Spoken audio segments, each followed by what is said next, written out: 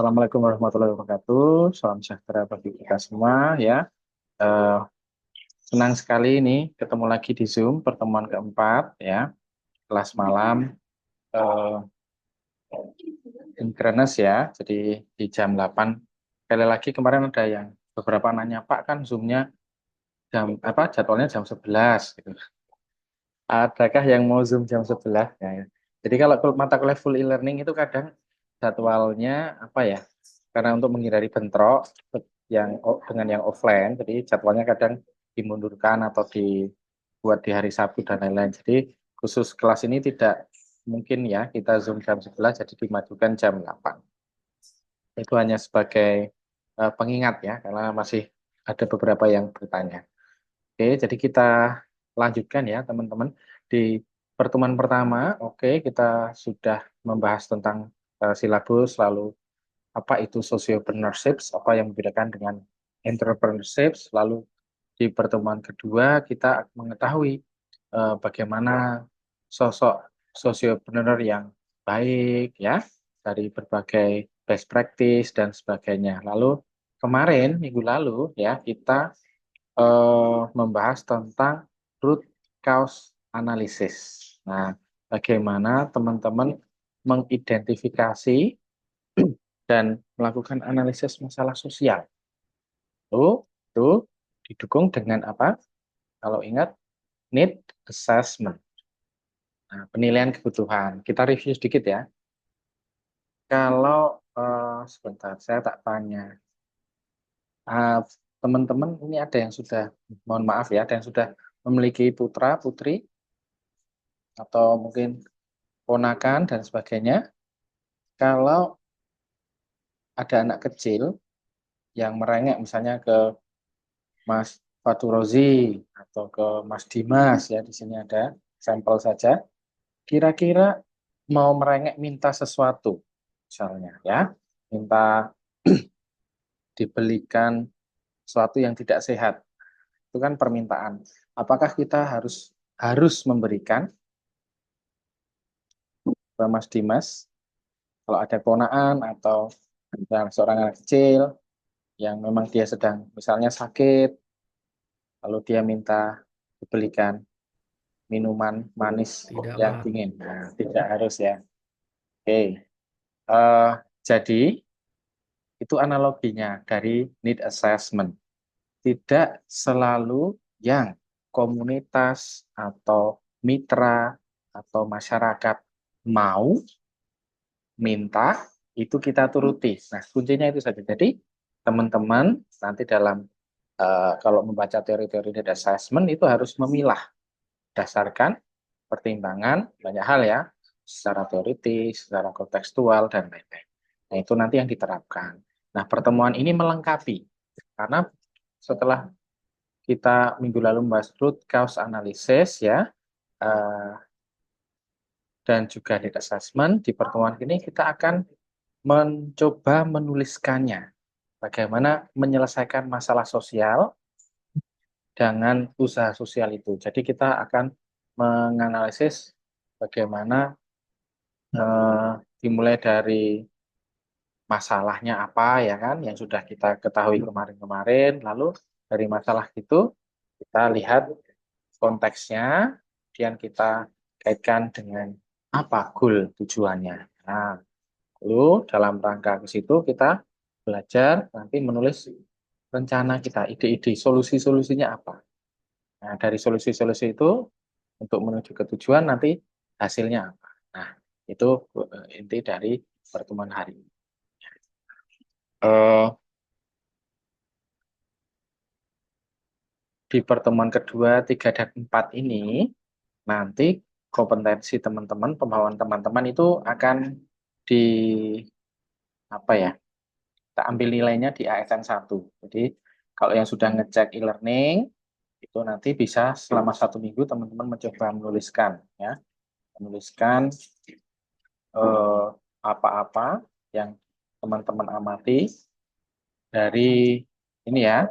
Nanti bisa diulang lagi kalau ada yang terlambat atau kurang ini ya memahami. Jadi di pertemuan pertama kemarin kan sudah disarankan apabila ada tugas ASN 1, nanti UTS dan juga ASN 5, nanti diusahakan itu konsisten.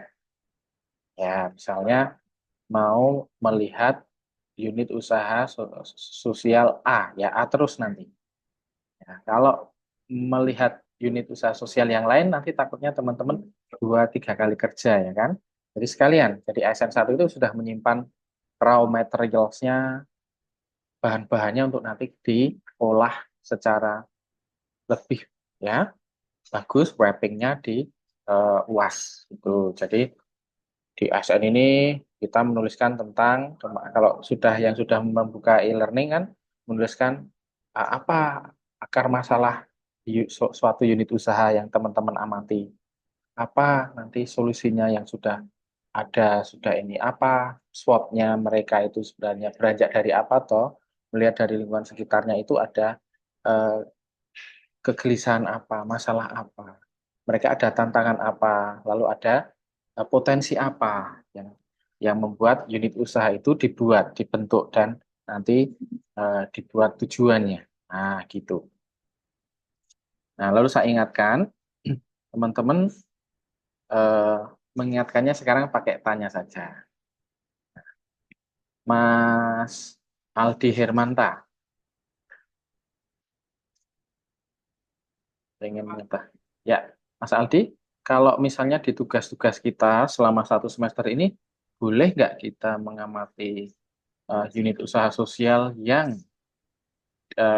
sudah ada? Kecil yang sudah ada. Mm-mm. Jadi Pak cuma mengamati aja. Ya, punya tetangga gitu, boleh nggak? Atau punya keluarga, punya lingkungan di sekitar, di RT gitu, atau di dusun? Menurut Mas Aldi, boleh? Boleh sih Pak menurut saya. Ya, terima kasih Mas Aldi.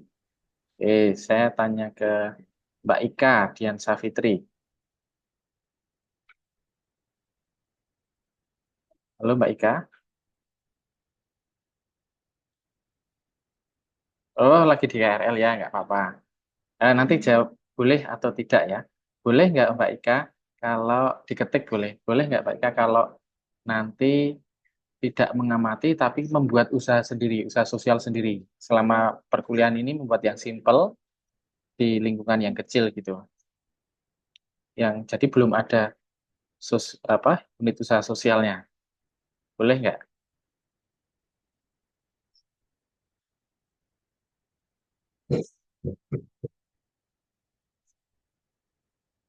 Oh, kurang jelas ya.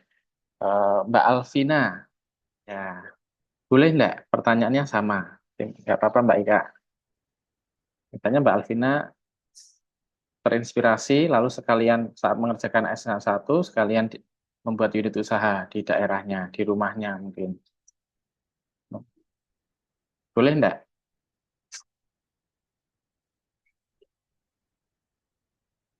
Mbak Alvina, are you here?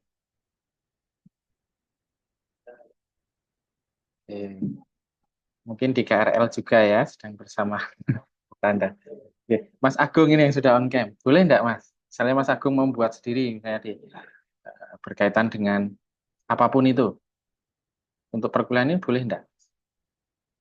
Boleh sih Pak, cuman nanti mungkin apa ya terkait dengan aplikasinya, mungkin kalau sebagai karyawan mungkin agak kesusahan gitu. Jadi kalau Ya. menurut saya sih bisa mengamati yang sudah ada kayak gitu Pak. Oke, terima kasih. Nah, itu intinya. Terima kasih ya Mas Agung ya. Jadi boleh, tapi teman-teman ya memilah sendiri. Kalau memulai usaha selama 1 semester itu kan targetnya juga apa ya istilahnya tidak maksimal ya kemungkinan. Jadi itu dibebaskan. Jadi pakai mau layar prioritas sendiri, belum ada unit usaha, teman-teman ceritakan. Jadi sekalian mengerjakan S1 itu sekalian ya mempraktekkan langsung ya, melihat di desa saya di sini ada masalah apa, lalu ada sebuah apa potensi apa, ada ancaman apa dan sebagainya, sebagainya itu boleh. Atau sama yang tadi saya tanyakan ke Mbak Ika ya eh, dan Mbak Alvina itu kita juga boleh mengamati yang Mbak Ika ya, mengamati yang unit usaha yang sudah ada atau yang sedang berkembang itu boleh. Nah, eh, di kelas pagi itu ada yang menanyakan, boleh nggak Pak kita mengamati unit usaha sosial yang untuk perkuliahan kita itu dari internet, dari medsos. Tujuan utamanya itu adalah apa yang teman-teman tuliskan, sharingkan, refleksikan dari teori-teori di sosiopreneur itu diharapkan valid, ya, asli dan sebagainya. Jadi prinsipnya itu supaya teman-teman tidak kesusahan. Nah, nanti kalau online jauh itu ada catatannya. Teman-teman harus bisa mengkontak ya, kontak orang CP di unit usaha tersebut untuk validasi wawancara, untuk validasi macam-macam ya, tidak hanya observasi. Nah, kenapa tadi misalnya Mas Agung mau mengamati sekitarnya atau yang lain yang bisa misalnya di desanya Mas Agung atau di tempat kerjanya sekitarnya Mas Agung gitu kan, itu ada sebuah usaha sosial seperti apa yang sudah berjalan itu boleh, sangat boleh sekali. Dan observasi Mas Agung kan tidak hanya dari sudut pandang Mas Agung sendiri kan. Dan nanti teman-teman, kenapa saya kalau memilih A ya A, supaya enak. Nanti dipikir matang-matang di awal, sehingga nanti saat teman-teman ke sana itu pilihlah yang teman-teman bisa masuk secara enak ya, tidak terlalu strukturalis, tidak apa uh, power distance-nya tidak yang terlalu tinggi seperti itulah. Supaya teman-teman saat membutuhkan data, meminta foto, mengambil rekaman, atau mungkin mewawancarai itu enak.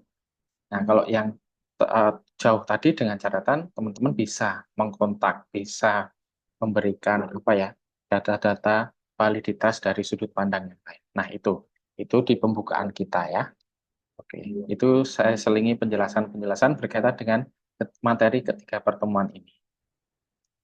Nah, eh, kita akan lanjut ya dengan materi di malam hari ini yaitu menyelesaikan masalah sosial. Nah, kaitannya dengan root cause analysis kemarin ya, dan need assessment.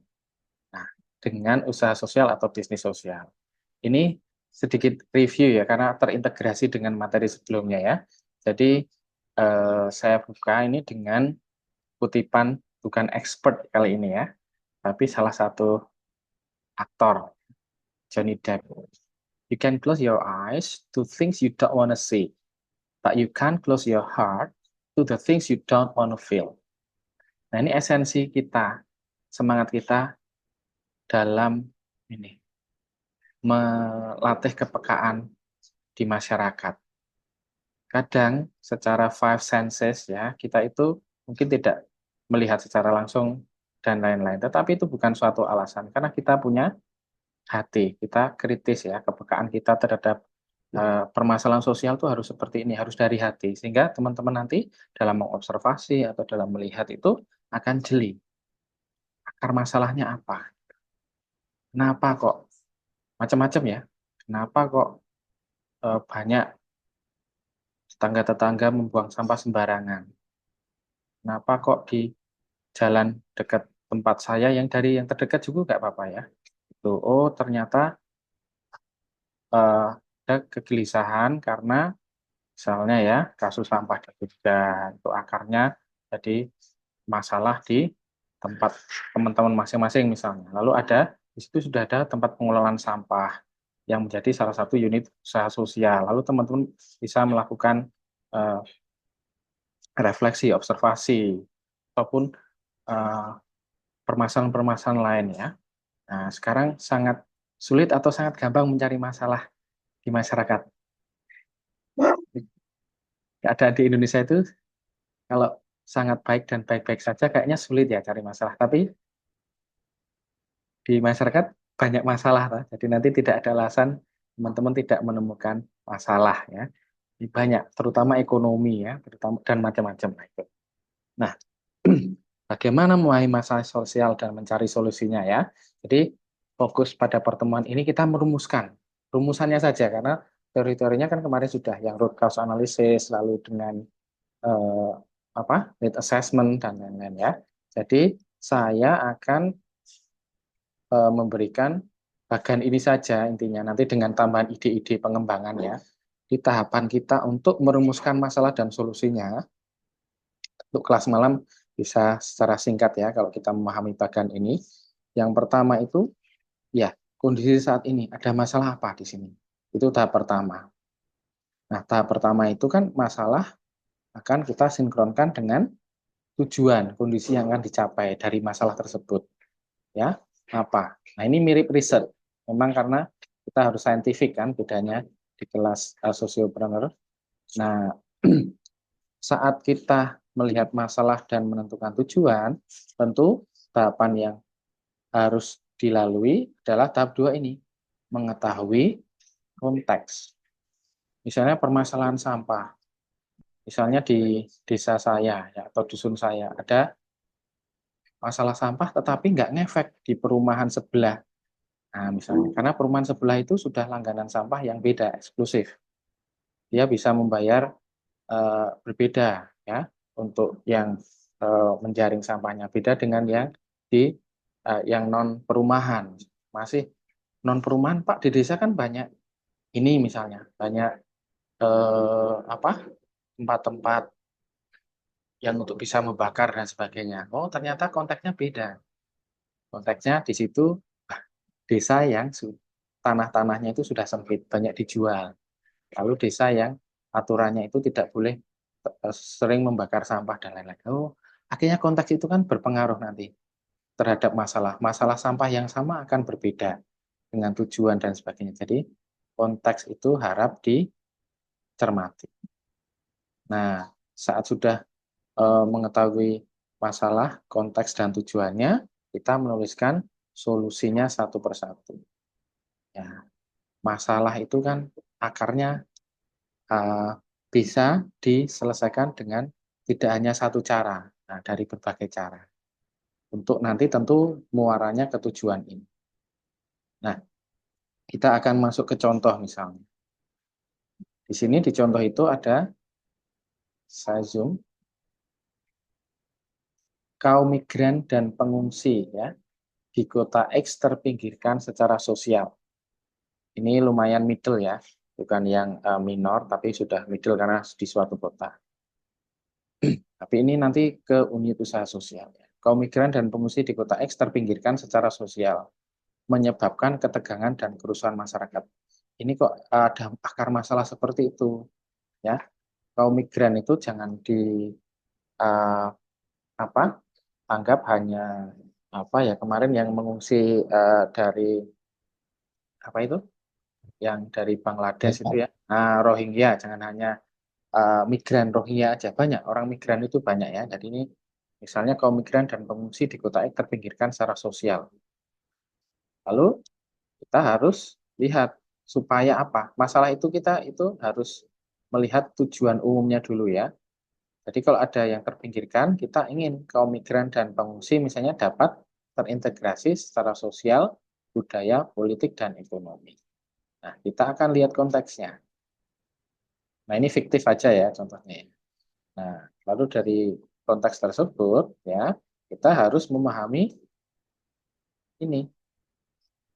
Konteks itu kenali komunitas yang ingin dibantu. Ya. Misalnya imigran tadi terdiri dari berapa kelompok? Oh, ternyata malah tidak ada Rohingya. Oh, itu dari etnis ini ya. Misalnya imigran dari Cina misalnya. Atau dengan satunya ada tambahan imigran dari India, Bangladesh. Jika mungkin kelompok komunitas yang indah itu menjadi berapa kelompok yang berbeda. Apakah mereka memiliki satu karakter atau permasalahannya itu bisa kita generalisasikan atau kita harus membaginya dan sebagainya itu harus kita lihat. Nah, dari ukurannya, range-nya, dan sebagainya. Itu akan membantu mengetahui, memastikan benar-benar akar penyebab masalahnya itu apa. Tadi kan baru masalah ya, akar penyebabnya masalah itu apa. Nah, akarnya itu bisa kita lihat tidak hanya secara umum, tapi individu juga. Tidak hanya secara individu, tapi secara umum atau sistem. Nah, saat dari contoh fiktif tersebut, misalnya akar masalahnya apa, atau imigran-imigran itu ternyata ada dari individu lepas individu itu adanya kurang intervensi, ya. Misalnya kurangnya dukungan untuk masalah kepegawaian. Jadi banyak yang nganggur, banyak yang tidak memiliki pekerjaan. Kenapa? Nah, kita lihat dari sistemnya. Dari sistem kita pakai bahasa simpel dari aturan yang ada, dari pemerintahnya, dari pemdanya gimana, dari unit-unit apa instansi-instansi itu ternyata adanya diskriminasi. Nah, diskriminasi kan itu diskriminasi di perusahaan atau di pemerintah daerah itu bukan masalah individu, itu masalah sistemnya. Misalnya sistemnya korup itu kan memang sistem itu terdiri dari individu dan individu, tetapi yang disinggung di sini adalah sistemnya, bukan individu-individunya, ya. Di sistemnya aja salah, ya. Sistemnya aja bermasalah. Jadi ada akar masalahnya. Nah, penyebab individualnya kita pura-pura analisis ya, lalu kita breakdown lebih spesifik. Oh, jadi yang individual tadi di breakdown lagi, oh kesulitan kaum migran karena yaitu nggak paham dan bagaimana mengakses hak-hak mereka itu nggak paham tentang ketenagakerjaan, kesehatannya gimana, jaminan sosial gimana, dan sebagainya. Nah, lalu adanya keterbatasan ya dalam kegiatan-kegiatan kemasyarakatan. Ya, misalnya, ya ini kita tidak bisa judgement ya, ini hanya salah satu observasi di awal ya. Kan ada ini, orang yang memang dia itu tidak mau gaul. Tapi di sini kita positive thinking untuk akar masalah itu, oh karena dia kesulitan, gitu ya. Kesulitan kalau dia berbaur. Misalnya dari etnis tertentu, dia biasanya di kota ini, di kota yang sangat apa ya, metropolitan, ternyata dia pindah ke kota Jogja ini ya. Jogja kan nggak semetropolitan Jakarta ya, masih ada kumpulan RT, selak-selapan, ya arisan, kerja bakti. Nah, ternyata dia belum memahami itu. Ada penyebab-penyebab itu di breakdown lebih rinci. Penyebab sistemiknya apa? Oh, diskriminasi. Kalau dari etnis A itu, wah pasti dia akan menggerogoti perekonomian orang-orang lokal misalnya. Akhirnya didiskriminasi. Nah, misalnya gitu. Nah, itu akhirnya masalah yang tadi hanya satu, kita bisa tuliskan lebih dari satu, lebih spesifik ya. Oh, dari individu itu ada kaum migran dan pengungsi yang tidak menggunakan hak-hak mereka. Ya, karena sebenarnya mereka punya hak untuk mengakses ketenagakerjaan, mengakses ini itu, tapi mereka tidak menggunakan karena apa? Mungkin nggak tahu dan sebagainya. Jadi breakdown. Oh, persen dari sistemnya karena ada persensi masyarakat pada KMP itu kaum migran dan pengungsi ya di sini di contoh fiktif ini yang menyebabkan timbulnya diskriminasi. KMP tidak terlibat dalam kegiatan masyarakat. Nah, dan yang di atas tadi sudah bisa kita breakdown jadi tiga. Lalu tujuannya juga kita integrasikan satu-satu. Kaum migran dan yang tidak dapat menggunakan hak-hak mereka itu kita ini kita tujukan tujuannya untuk supaya nanti dia bisa hasilnya itu berkontribusi melalui pekerjaan. Secara sosial yang tentang sistemik itu kita bisa masukkan dalam sosial ya, bisa terlibat nantinya supaya mereka itu tidak dikucilkan, tidak diskriminasikan, terlibat dalam kegiatan kemasyarakatan. Nah, lalu aktif dalam kegiatan atau dalam politik misalnya kan menggunakan hak politik mereka ya. Nah, itu nanti secara lengkap kita akan dalam mencari ini kita akan memberikan langkah-langkah milestone-nya ya. Gimana toh supaya dia apa karena dari masalah ini para pengungsi di KMP ini kaum migran dan pengungsi tidak menggunakan hak mereka supaya dapat berkontribusi mendapatkan pekerjaan, mendapatkan jaminan sosial. Oh, kita harus solusinya memberikan dukungan untuk dapat mengakses pekerjaan. Misalnya nanti realnya adalah dengan pelatihan-pelatihan. Oh, jadi unit usaha sosialnya itu adalah salah satunya dengan berkontribusi memberikan pelatihan-pelatihan. Oh, kalau yang diskriminasi ini ya bahaya, padahal ya migran tetapi dia memiliki hak sebagai hak asasi manusia yang sama. Ada dasar hukumnya. Oh, jadi ada advokasinya. Itu. Lalu tujuannya nanti supaya terlibat dalam kemasyarakatan dan politik ini. Kemudian keterlibatan dengan masyarakat sekitar solusinya ya diberikan misalnya eh, apa istilahnya eh, trigger-trigger tertentu supaya para migran itu aktif, diberikan informasi lanjut, dimonitoring dan sebagainya. Nah, hasilnya supaya dia terlibat dalam kegiatan masyarakat. Nah, hasil-hasil tersebut itu teman-teman nanti yang bisa teman-teman tuliskan dalam konteks tugas teman-teman ya. Tapi sebelum ke akar masalah, teman-teman bisa menuliskan ya secara deskriptif karena dalam paragraf juga sesuai dengan yang di e-learning itu akar masalahnya tidak harus langsung mengkerucut ke sini. Teman-teman bisa bercerita secara deskriptif dulu ya. Tidak harus langsung mengkerucut seperti ini, bisa mengalir ya. Karena ada apa nanti bisa disimpulkan jadi seperti ini. Nah, itu sebenarnya yang hasil singkat dari apa-apa yang teman-teman butuhkan dalam tahapan awal mencermati unit usaha sosial dari akar masalahnya seperti apa ya, need assessment-nya seperti apa dan bagaimana kita menuliskan dalam mencari masalah dan solusinya. Nah, tuh. Nah, dalam kalau ini tambahannya saja ya, materi yang eh, tambahannya itu kalau itu sudah tercapai, maka itu kita kaitkan dengan pengembangan-pengembangan ide-ide usaha sosial itu ya. Nah, nanti mungkin banyak hal yang bisa teman-teman kembangkan, ya observasi, teman-teman amati dalam pengembangan ide-ide usaha sosial tadi sesuai dengan tadi rumusan masalah itu. Apa dampak positifnya? Apa yang harus mereka lakukan? Ini seperti ya besok ya teman-teman mengerjakan skripsi ya, scientific writing itu harus sering bertanya pada diri sendiri tentang permasalahan-permasalahan. Kira-kira apa ya dampaknya nanti ke masyarakat? Kalau langkah-langkah saya ini ada keluhan nggak ya? Apa ya? Ada resistennya nggak? Kalau resisten bagaimana? Biayanya bagaimana? Nah, itu kita harus tentukan ya dari banyak pertanyaan-pertanyaan ya. Lalu situasi yang ada di unit usaha itu bisa kita amati. Nah, teman-teman mungkin tergantung topiknya ya, topik dari unit usaha sosial itu bisa teman-teman acu ke salah satu referensi dan sebagainya. Pakai eh, adanya indikator yang terukur ya. Kadang kan kalau kita mengamati observasi itu ya oke, secara singkat mungkin kita bisa normatif kan. Oh ini baik, ini tidak baik. Tapi kalau teman-teman menemukan acuan referensi yang bisa membuat indikator itu sudah pasti secara kuantitatif itu lebih baik.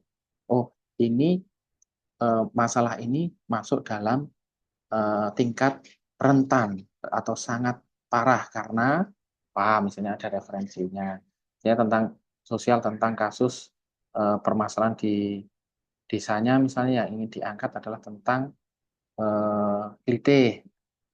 Klitih itu indikatornya apa? Teman-teman bisa lihat jurnal, bisa lihat teori-teori dan lain-lain ya.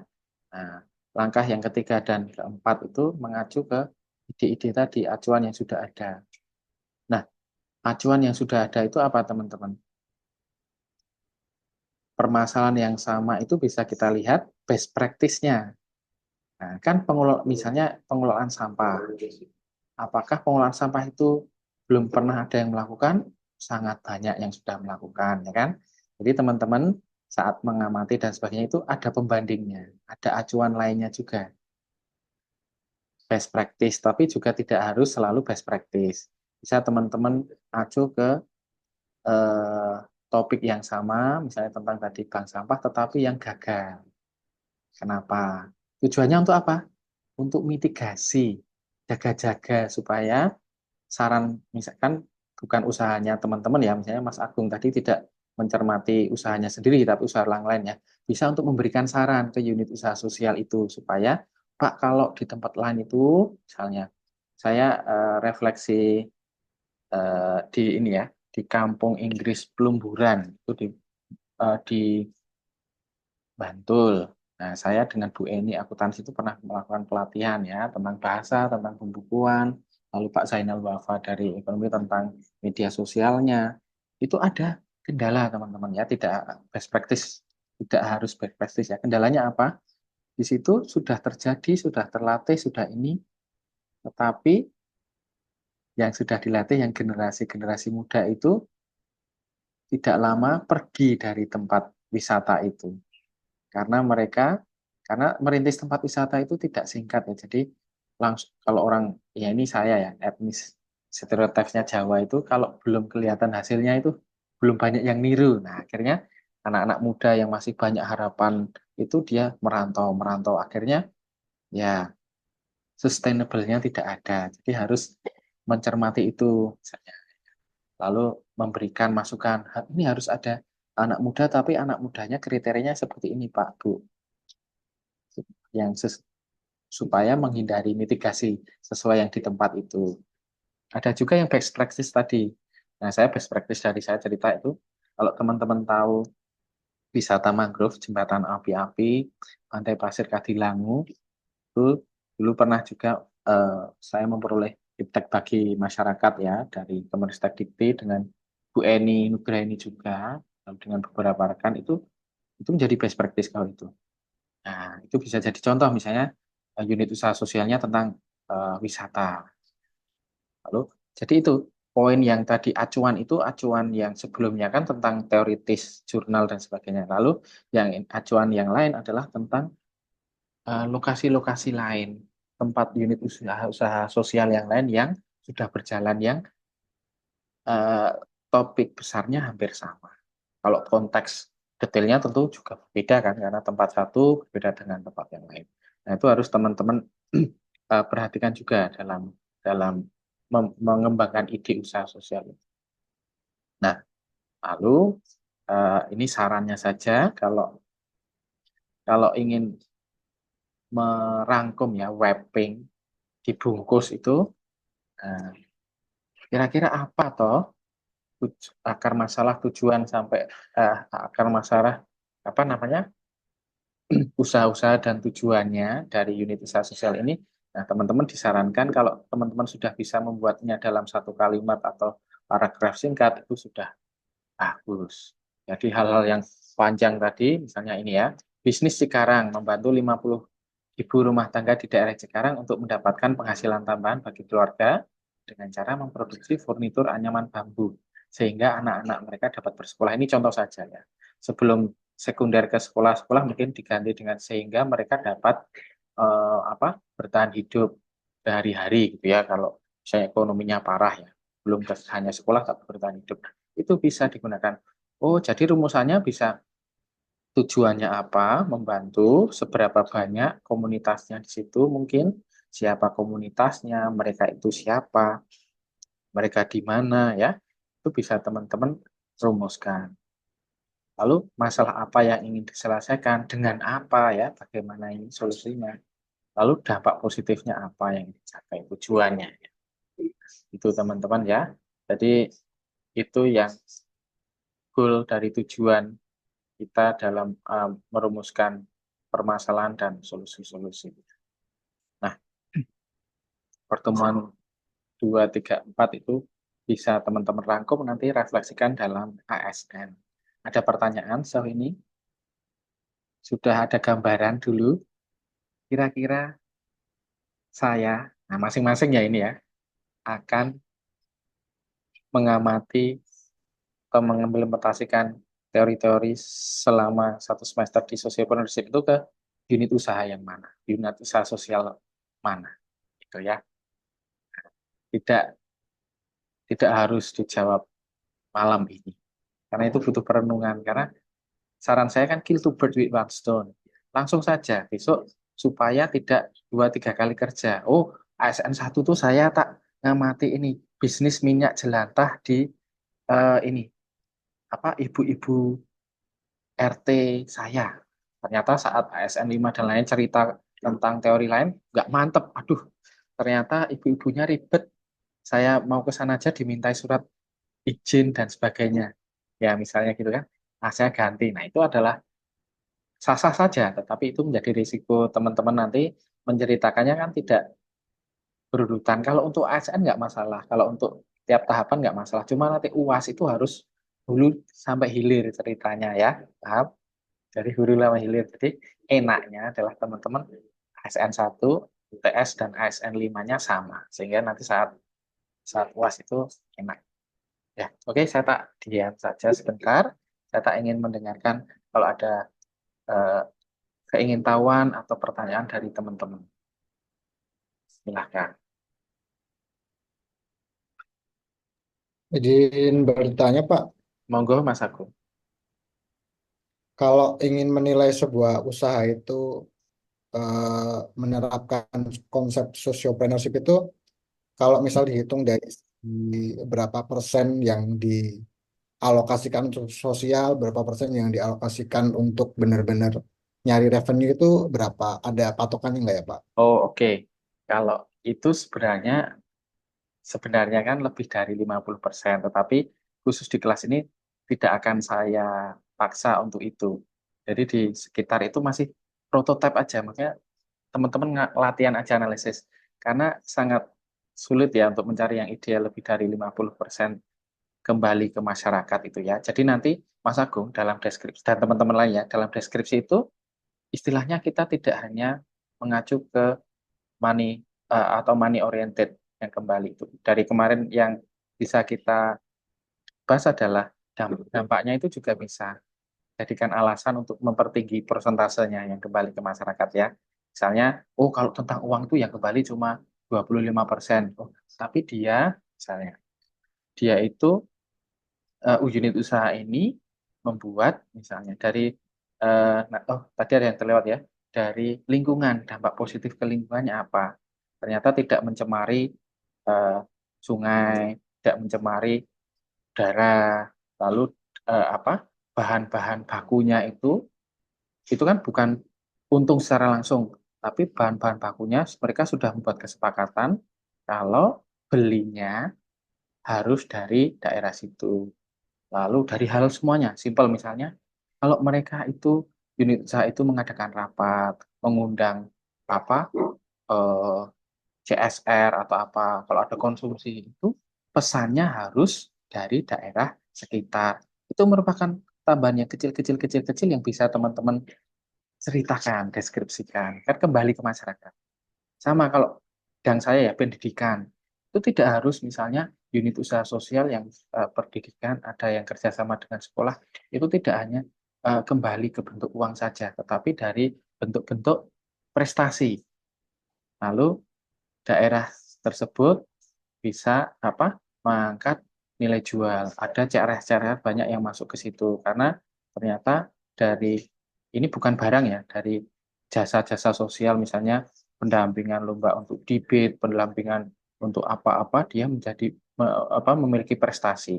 Jadi konteksnya itu bisa kita sesuaikan macam-macam, tidak hanya dari uang yang kembali tetapi dari jasa, dari hubungan apa istilahnya, eh, distribusi, dari hubungan bahan mentah, banyak hal.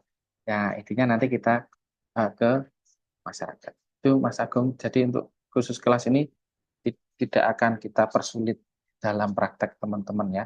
Asalkan, nah, asalkan itu bukan eh, entrepreneurship murni ya. Jadi kalau teman-teman nanti mengobservasi sebuah perusahaan atau sebuah unit usaha, tapi dia murni untuk keuntungan orang tersebut, untuk keuntungan apa istilahnya, yayasan tersebut atau apa, itu yang tidak boleh ya. Dia harus berbasis sosial.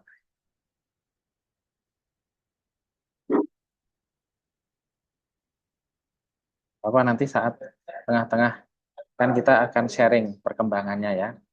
Jadi bisa menceritakan eh, tidak panjang lebar ya, tetapi sekilas ya, karena ada bahan.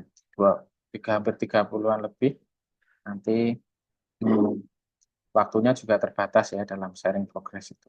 Tapi tadi Mas Agung juga sudah mewakili mungkin keingintahuan dari teman-teman yang lain. Yang lainnya mungkin atau Mas Agung ada pertanyaan lagi? Ya, Pak Fitanto itu enggak dengan Pak Anies lagi. Tidak, Pak. Tadi Oh, kan sama ber- sama berpisah ya. jenengan tadi. Oh, kok tahu? Iya, iya. Terima kasih, Pak. Lainnya, monggo. Silahkan kalau ada. Ya. ASN-nya semingguan ya, semingguan lebih. Jadi besok sambil jalan, daruratnya teman-teman mau mengganti tab objeknya, silakan. Enggak apa-apa. Jadi kalau bisa cek yang sama.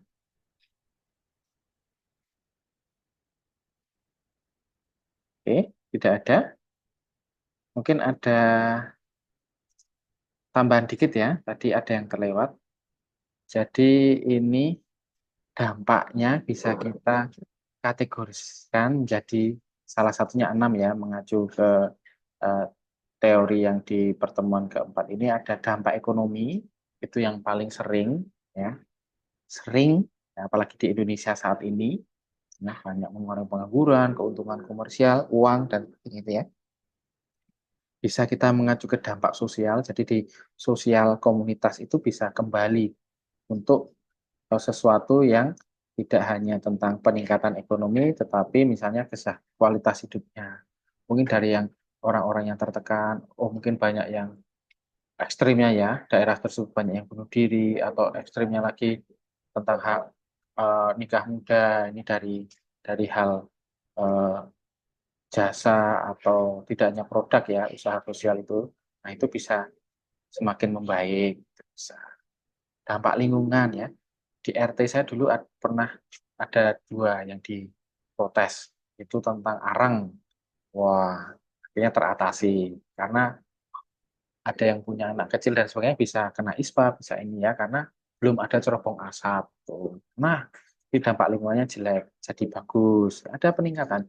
Lalu ada pabrik sabun, itu buang limbahnya di sungai, karena ketahuan. Akhirnya uh, beda lagi. Nah, bisa dampak-dampak positif yang ingin teman-teman capai, bukan teman-teman ya, maksudnya dalam unit usaha sosial itu yang ingin dicapai itu apa? Sampai ke kebijakan publik, ya bisa. Lalu ada dampak perubahan gaya hidup, bisa. Kebijakan publik itu bisa ada regulasi, nanti hasilnya bisa mengubah itu, bisa macam-macam, ya. Ini sampai ke nah 6 itu mungkin terlalu muluk-muluk nanti 6 dampak itu hanya contoh ya. Hanya maksudnya tidak tidak harus 6 dampak itu sangat sulit sekali tentunya kalau sampai ke keterlibatan internasionalnya. Ini contoh-contohnya saja. Jadi ini tambahan tadi yang saya lewatkan ya di slide-slide terakhir.